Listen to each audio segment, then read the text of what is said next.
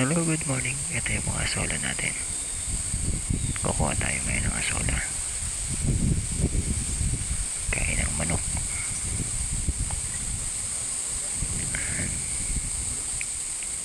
Nakakuha na ako kanina. Ito yung mga nakuha ko. 2 plastic na malaki. Marami yan.